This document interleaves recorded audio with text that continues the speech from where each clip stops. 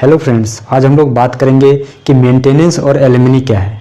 BNSS 2023 में maintenance का प्रावधान, पहले ये प्रावधान सीआरपीसी की धारा 125 में था, लेकिन अब बीएनएसएस यानी भारतीय नागरिक सुरक्षा संहिता 2023 में इसे धारा 144 में शामिल किया गया है। इस धारा के तहत अगर कोई व्यक्ति अपनी पत्नी, बच्चों या माता पिता का भरण पोषण करने से इनकार करता है तो पत्नी अदालत में मेंटेनेंस यानी भरण पोषण की मांग कर सकती है।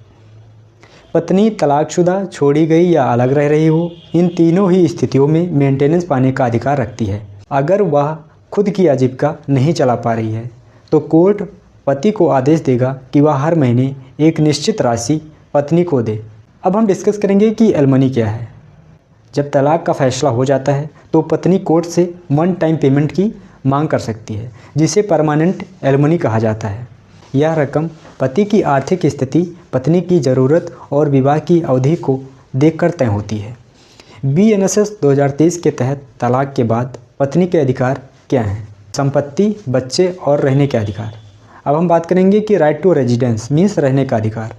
Protection of women from domestic violence act 2005 के तहत पत्नी को शेयर्ड हाउस होल्ड में रहने का अधिकार है, भले ही घर पति के नाम पर हो। अब बात करेंगे कि बच्चों की कस्टडी। बीएनएसएस में कस्टडी के लिए सीधा प्रावधान नहीं है, लेकिन गार्जियनशिप एंड वार्ड एक्ट 1819 और हिंदू मैरिज